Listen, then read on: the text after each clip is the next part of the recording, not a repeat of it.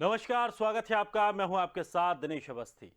Samajwadi party के विधायक नितिन अग्रवाल उत्तर प्रदेश विधानसभा के उपाध्यक्ष होंगे। जी हां, बीजेपी के बहुमत वाले सदन में वो उपाध्यक्ष चुने गए हैं, इसीलिए कि बीजेपी ने उन्हें अपना समर्थन दिया था।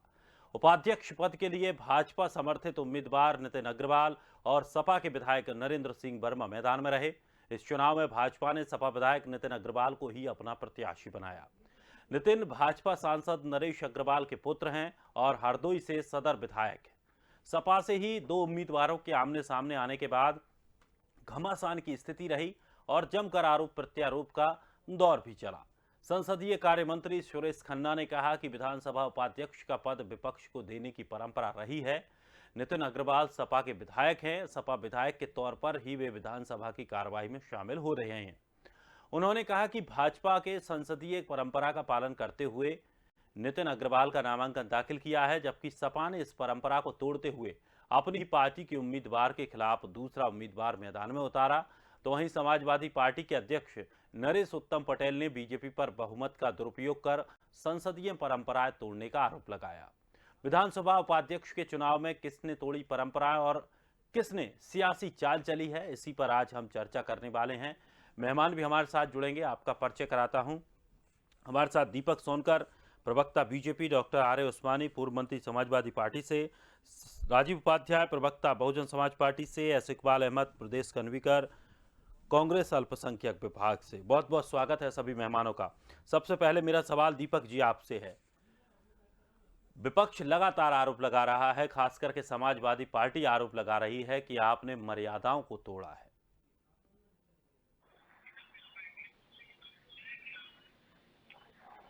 दीपक जी, आप तक आवाज पहुंच रही है? आ रही है। मेरी आवाज आ रही है आपको? जी जी बताइए। दीपक जी, समाजवादी पार्टी ने ये आरोप लगाया है कि बीजेपी ने संवैधानिक परंपरा को तोड़ दिया है और ये परंपरा तोड़ी है, जो कि गलत है।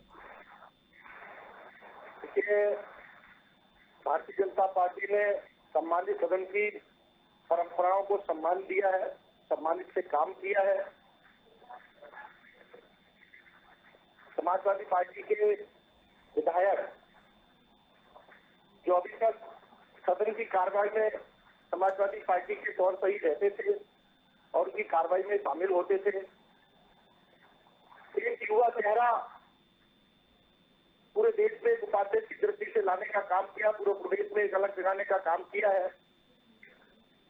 3 बार से लगातार विधायक हरदोई से आदरणीय नितिन अग्रवाल जी को भाजपा समर्थित बना करके आज अच्छे मतों से विजय हुए हैं और सदन का पूरा सम्मान रखते हुए उनको उपाध्यक्ष का नियुक्ति मिली है।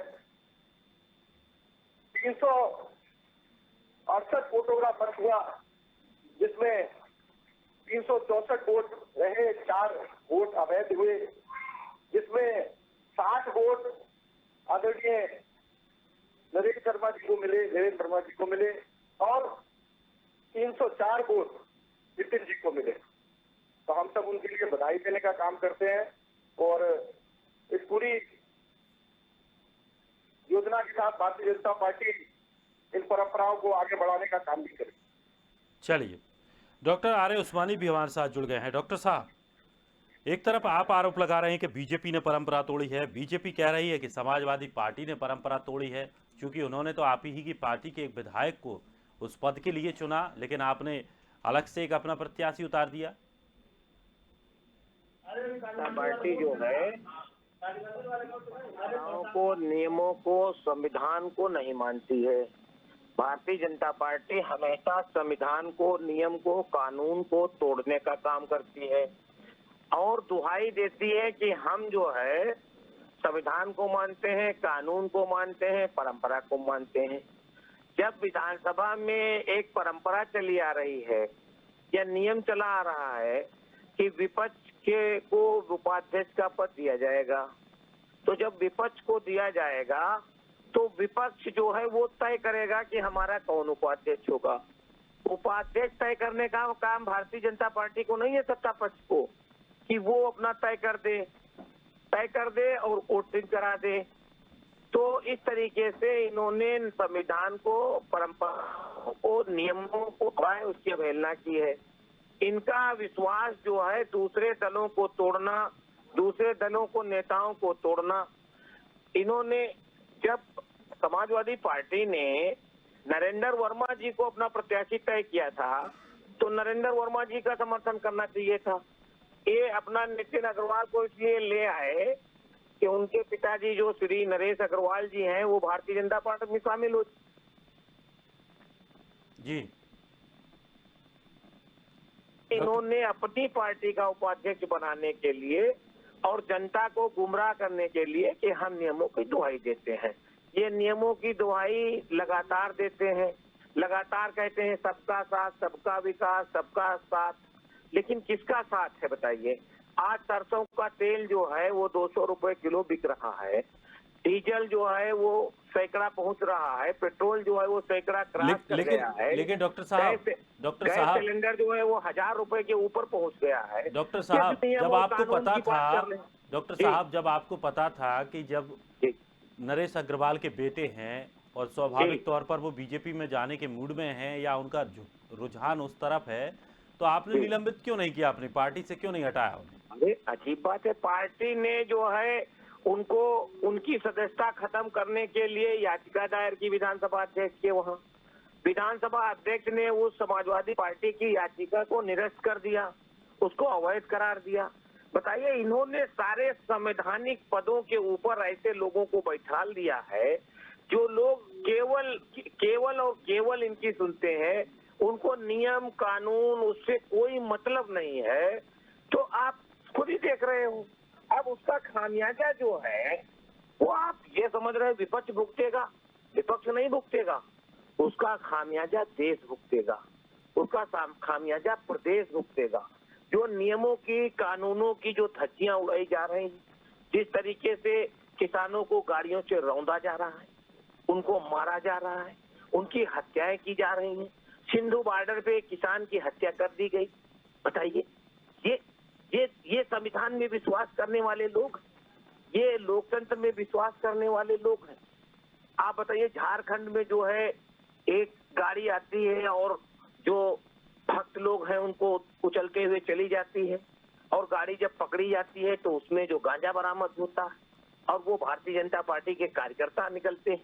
तो इस तरीके की संविधान की जो मर्यादाएं हैं, जो लोकतंत्र है, उसको कुचला जा रहा है कि अगर तुम हमारी हाँ में हाँ, तानाशाही में नहीं मिलाओगे तो हम तुमको कुचल देंगे, गाड़ियों से कुचल के तुमको खत्म कर देंगे। तो आज ये जो संविधान की बात कर रहे हैं, संविधान की दुहाई दे रहे हैं, ये लोग इसमें कभी विश्वास ही नहीं किए हैं। चाहे आप पुराना इतिहास उठाकर देख लीजिए, चाहे 6 दिसंबर 1992 की घटना को आप देख लीजिए। इन्होंने सुप्रीम कोर्ट में, हाई कोर्ट में सब जगह हलफनामा दिया कि हम संविधान की रक्षा करेंगे, कानून का पालन करेंगे, लेकिन कहीं नहीं, ये अपना कानून का पालन इनको करना नहीं है। इनको तो संविधान की धज्जियां उड़ानी है, कानून की धज्जियां उड़ानी है, निर्दोषों को मारना है, और जो गुंडे और बदमाश हैं, लफंगे हैं, उनको संरक्षण देना है, उनका हित साधना है इनको। इनका तो यही एक सूत्री कार्यक्रम है और दूसरा कोई इनका कार्यक्रम है ही नहीं। चलिए, अब इनके पास जो ये वादा करते हैं, इन्होंने एक मैनिफेस्टो जारी किया था अपना, इन्होंने एक अपना संकल्प पत्र जारी किया था। उस संकल्प पत्र में वादा किया था कि हम 2 करोड़ लोगों को साल में रोजगार देंगे, नौकरी देंगे, बेरोजगारी दूर करेंगे, गरीबों की मदद करेंगे। मदद के नाम पे इन्होंने जो है आज हत्याएं करना शुरू कर दी, उनको कुचलना शुरू कर दिया। और तो ये संविधान का पालन कहाँ करेंगे? क्या आप इनसे उम्मीद करते हो कि ये नियमों की और परंपराओं की को क्या पालन करेंगे? क्यों भाई परंपराओं का पालन करेंगे? क्योंकि इनके जो उसूल है, इनके जो कानून है, उसमें ही नहीं है इनके कि हम कोई नियम और परंपराओं का पालन करेंगे। इनका नियम कानून ये है कि इसका अपनी एजेंडा जो है उसको लागू करना है। जो गरीब, कुचले, दबे कुचले लोग हैं, अनुसूचित जात के लोग हैं, जो पिछड़ी जात के लोग हैं, उनके हक हुकूक को मारना है। देश की संवैधानिक पदों पे ऐसे लोगों को बैठा देना है जो उसके योग्य नहीं है, तो चाहे वो फैसला करा लेंगे। और इनको है ये है कि अनुसूचित जात के लोगों का, पिछड़ी जात के लोगों का कैसे रिजर्वेशन मारना है, कैसे एयरपोर्ट को बेचना है, कैसे हवाई चिकन बेचना है, चलिए चलिए बाइक बेचना है। चलिए उस्मानी जी, अब कैसे जब इस देश जवाब को लेते तबाह हैं, करना। पैनल में और लोग भी बैठे हैं, उनकी राय भी ले लेते हैं। एस इकबाल अहमद जी भी हमारे साथ बने हुए हैं, कांग्रेस अल्पसंख्यक विभाग से हैं। जी नमस्कार। अहमद जी, जिस तरह से एक बात जब मुख्यमंत्री योगी आदित्यनाथ का संबोधन चल रहा था विधानसभा में, तो उन्होंने साफ तौर पर कहा कि उन्हें उम्मीद थी कि विपक्ष की एकजुटता देखने को मिलेगी, लेकिन जिस तरह से जो परिणाम आए वहां अभी विपक्ष टूटा हुआ दिखाई दे रहा है। देखिए, मसला इस बात का है कि उस्मानी साहब हमारे दोस्त हैं मंत्री जी, और इन्होंने जो कहा कि हमारे साथ गद्दारी हुई या जो भी हुआ, तो समाजवादी पार्टी और बीजेपी में फर्क क्या है? ये दोनों मिले हुए हैं। सबसे बड़ी बात, जब प्रधानमंत्री और योगी जी जब सीएम का शपथ ले रहे थे, तो मुलायम सिंह यादव जी ने उनके कान में क्या फूका, ये सब पूरी दुनिया जानती है। आज उस्मानी साहब कह रहे हैं कि उनको निकाला जा रहा था, नितिन जी को, और हम कानून की कार्रवाई कर रहे थे। तो अगर कानून की कार्रवाई कर रहे थे तो अब तक निकाला क्यों नहीं? और आज अगर बीजेपी और ये दोनों लोग मिलकर वोट डाल दिए और उनको उपाध्यक्ष बना दिए, तो आज आप चुनाव सर पे है, तो अब इस बार दिखाना चाहते हैं कि हम लड़ाई लड़ रहे थे और मैं दूर रहना चाहता हूं। तो ये कौन सी क्या दिखाना चाहती है सपा कहना क्या चाहती है? पहले तो वो साफ करे कि हम किसके साथ हैं, किसके साथ नहीं है। आज आजम खां जेल में बंद हैं, उनको छुड़ाने के लिए ना उस्मानी साहब आए सामने, ना अखिलेश यादव आएगा कौन सामने? तो पहले ये साफ करें, पहले जनता को ये बताएं कि हम हैं कहां, किस प्लेटफॉर्म पे खड़े हैं। आज प्रियंका गांधी के साथ पूरी जनता है हिंदुस्तान की। चलिए, राजीव जी भी हमारे साथ बने हुए हैं बहुजन समाज पार्टी से। राजीव जी, विपक्ष की एकता को लेकर के योगी आदित्यनाथ ने चिंता जाहिर की, और अभी आपने जो प्रधानमंत्री कौन था ये बता दो हमको। आप प्रधानमंत्री कौन था ये बताओ। अभी आप बड़ा आक्षेप लगा रहे हो कि ये मिले हुए हैं, आप नहीं मिले हुए थे। आप तो जो कानून दिनेश जी, जिस तरह से लुका छिपी का खेल भारतीय जनता पार्टी खेल रही है, जनता भी समझ रही है। नितिन अग्रवाल जी को आगे करके उनके पिता, चूंकि भारतीय जनता पार्टी के सांसद हैं, सभी लोग जानते हैं, राज्यसभा में सांसद हैं। और अब नहीं, उनका कार्यकाल खत्म हो गया भैया, जानकारी ले लो। नितिन अग्रवाल जी अखिलेश जी बार बार बोल रहे हैं कि सुनिएगा, नरेश अग्रवाल जी हमारी पार्टी में आ जाए, आगे करके नरेश अग्रवाल जी हमारी पार्टी में आ जाए। समाजवादी पार्टी उसको जानने या पहचानने में चूक गई, और एक तरफ सुरेश खन्ना जी दुहाई दे रहे हैं संविधान की। संविधान में परंपरा है कि विपक्ष के पास चाहे जितनी कायदे से तो 10% सीटें होनी चाहिए, लेकिन नहीं भी है तो विपक्ष के पास ये पद जाता है। लेकिन सबसे बड़ी चीज दिनेश जी ये है कि किस तरह से सुनियोजित तरीके से भारतीय जनता पार्टी ने चुनाव आते आते एक विधायक को, जो जिनके पिता भारतीय जनता पार्टी के सदस्य हैं, उनको उपाध्यक्ष बनाती है। इसका कोई बहुत बड़ा मतलब नहीं रह जाता है, लेकिन समाजवादी पार्टी को एक झटका देने में वो सफल रही, इसमें कोई दो राय नहीं। लेकिन जनता उत्तर प्रदेश की दिनेश जी इतना समझ चुकी है। कल हम लोग बहस कर रहे थे लॉ एंड ऑर्डर पे, और बड़े बाबा जी जो है कानून व्यवस्था की बड़ी दहाई दे रहे थे। आज न्यायपालिका, न्याय का मंदिर और न्याय के घर के अंदर जिस तरह से गोलीकांड हुआ और जिस तरह से वकील की हत्या की गई, अधिवक्ता की हत्या की गई शाहजहांपुर में, वो देखने लायक है और सोचने लायक है कि उत्तर प्रदेश में कानून रह कहाँ गया। आज सुरक्षित कहाँ रहेंगे? आप कचहरी जाएंगे नहीं क्या? हर आदमी का किसी न किसी रूप में कोर्ट के अंदर जाना स्वाभाविक है। न्याय का मंदिर है। कोई अपना बर्थ सर्टिफिकेट बनाने, तो कोई डेथ सर्टिफिकेट बनाने, तो कोई एसडीएम के कार्यालय में, तो कोई कोर्ट मुकदमे के कचहरी में। अधिवक्ता भाई जहां सुरक्षित नहीं है, जहां मंदिरों में पुजारी सुरक्षित नहीं है, जहां किसान सुरक्षित नहीं है, जहां नौजवान सुरक्षित नहीं है, उस उत्तर प्रदेश की परिकल्पना बाबा जी कह रहे हैं कि नहीं नहीं सब कुछ ठीक चल रहा है। ये हाल है दिनेश जी उत्तर प्रदेश के, कहीं छुपा हुआ नहीं है। ये अपनी मुंह अपने मिट्ठू बनने की तैयारी में है। और ये एक चुनाव जो था, ये तो मात्र सपा को नीचे दिखाने का एक इनका पहले से सुनियोजित तरीके से तय किया हुआ लेकिन योगी जी ने ये भी कहा कि जिस तरह से जो विपक्ष की एकजुटता थी वो दिखाई नहीं दी। देखिए कम से कम चलिए ये तो तय था कि उनके पास समर्थन है, बहुमत है, लेकिन एक विपक्षी एकजुटता को जो उन्होंने कहा कि ऐसा लग रहा था कि हो सकता है सब विपक्षी पूरे एकजुट होकर के एक साथ रहेंगे, लेकिन वो उनको वहां दिखाई नहीं दिया। 2-4 दिनों के बाद चुनाव है, ये सब लोग जानते हैं। 2-4 महीने 2-4 दिन के बराबर हो गए हैं। 2-4 महीने के बाद चुनाव है। भारतीय जनता पार्टी ने सुनियोजित तरीके से नितिन अग्रवाल जी को आगे करके, जिसको समाजवादी पार्टी जान नहीं पाई, चूक हो गया समाजवादी पार्टी से, और आगे करके और तत्काल उन्होंने विधानसभा उपाध्यक्ष का पद जो है पहले से तय कर लिया था कि इनको देना है, और उसी लालच में नितिन अग्रवाल जो है भारतीय जनता पार्टी में शामिल होंगे 2 दिन बाद। ये पद कहने को हो जाएगा कि समाजवादी पार्टी के विधायक को दिया गया, लेकिन ये तो भारतीय जनता पार्टी के मेंबर हो गए। पहली चीज। दूसरी चीज, जिस तरह की सरकार उत्तर प्रदेश के अंदर चल रही है, लूका छुपी की सरकार चल रही है, अविश्वास की सरकार चल रही है, धोखेधड़ी की सरकार चल रही है, जिस तरह जनता के साथ छलावा उत्तर प्रदेश की सरकार पहले दिन से ही जो मैनिफेस्टो लाई थी, जो घोषणा पत्र लाई थी, जो संकल्प पत्र लाई थी, उस सारे संकल्प पत्रों में फेल होकर के जनता के साथ धोखा दिया, विधायकों के साथ धोखा दिया, विपक्षी पार्टियों को धोखा देने, जो संवैधानिक एक पद है कि उपाध्यक्ष का पद विपक्ष के सबसे बड़े पार्टी को दे दिया जाता है, इसमें चुनाव का कोई महत्व ही नहीं रह जाता है। और अभी जब 4 महीने बचे हो, ये तो एक तरीका है नहीं, ये तो सुनियोजित तरीके से भारतीय जनता पार्टी ने धोखाधड़ी वाला काम किया। और सबको मालूम है कि राजनीति में इस तरह का कार्य जो है जनता पसंद नहीं करती है। जनता जान चुकी है कि इनको जो है किस तरह से विदाई करना है। दीपक जी तैयारी में पड़ी तमाम आरोपों की झड़ी बीजेपी पर लगाई गई है, एक एक करके सबका जवाब दे दीजिए। मैं सबका जवाब देना चाहूंगा। राजीव जी भाई साहब बता रहे थे, तो मैं राजीव जी भाई साहब को भी बताना चाहता हूँ कि अभी वर्तमान में नितिन जी भाई साहब जो है वो सपा के ही विधायक हैं, और सपा के विधायक के नाते ही वो विधानसभा की कार्रवाई में सम्मिलित होते हैं। अभी हमारे आदरणीय उस्मानी जी एक बड़े सीनियर हैं, बहुत जानकारक हैं, मुझसे अच्छी ज्ञान रखते होंगे। और अभी आप एक घटना का जिक्र कर रहे थे कि 30 लोगों को एक साथ गाड़ी से कुचल दिया जाता है। मैं आपको बताना चाहता हूँ वो किस प्रदेश में कुचल दिया जाता है, आप उसकी जानकारी करिए।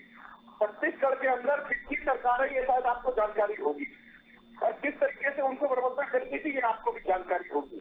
जहाँ सिंधु बॉर्डर की बात है, सिंधु बॉर्डर के पास कौन लोग ऐसे धरने पर बैठे हुए थे, जो कौन लोग ऐसे उपद्रवी लोग बैठे हुए थे जिनके बगल में ऐसी दलित व्यक्ति की हत्या कर दी जाती है, इतनी प्रवणता से उसकी हत्या कर दी जाती है, वो अपनी जान की दुहाई मांगता रहता है, मगर उसकी जान को बख्शा नहीं जाता है। आज भारतीय जनता पार्टी ने उत्तर प्रदेश के अंदर को आपकी पुलिस करेगी ना, आपकी पुलिस है, आपकी सरकार है, वहाँ पे आप क्यों नहीं उनको उठा करके जेल में भेजते हो जो हत्यारे हैं उनको? आप केवल किसी को आतंकवादी, मवाली, बदमाश, गुंडा कहने से थोड़ी ना काम चलेगा। आपको तो इनको उठा करके जेल में मुझे भी बोलने का दीजिए। आपको मैंने बड़े ध्यान से सुना। आज उत्तर प्रदेश के अंदर भाई साहब आप तो बात कर रहे हो उत्तर प्रदेश में सरेआम कचहरी के अंदर गोलियां चल रही है, हो जाती है, वकील और मारे जा रहे हैं।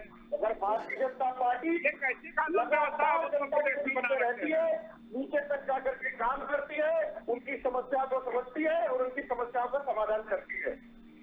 केवल झूठ और फरेब से थोड़ी ना चलेगा। आज ये जो बर्बादी आई है और ये जो विधानसभा आया है, ये 2022 की तस्वीर है। कहाँ चला गया भाई? 2022 की तस्वीर है।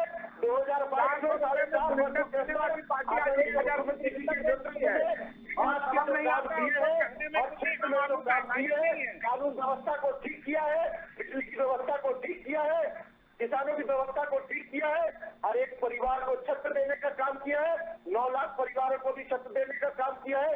ऐसा काम प्रदेश सरकार ने किया है। मुंगेरी लाल के सपने देना छोड़ दीजिए, मुंगेरी लाल के सपने देना छोड़ दीजिए। 2022 में पुनः भारतीय जनता पार्टी की सरकार पूर्ण बहुमत के साथ आएगी। ये मैं झूठ और फरेब और मक्कारी के माध्यम से लाओगे सरकार आप लोग।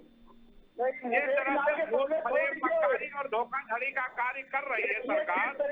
चलिए चलिए डॉक्टर साहब डॉक्टर साहब इसका जवाब उस्मानी भाई साहब 2022 में आपको चलिए ठीक है डॉक्टर साहब, जिस तरह से अब ये जो पूरा घटनाक्रम हुआ, अब क्या कुछ एक्शन नितिन अग्रवाल के खिलाफ समाजवादी पार्टी लेने वाली है, या फिर जिस तरह से ये झटका लगा है अब और भी कुछ ऐसे लोग हैं क्या पार्टी में जिनको लेकर अगर संशय बना हो तो उन पर भी मेरे हिसाब से अब नजर बना लेना चाहिए, क्योंकि चुनाव करीब है। देखिए, कोई झटका उटका नहीं है। ये जो भारतीय जनता पार्टी का चाल चरित्र और चेहरा है वो सामने आ गया जनता के।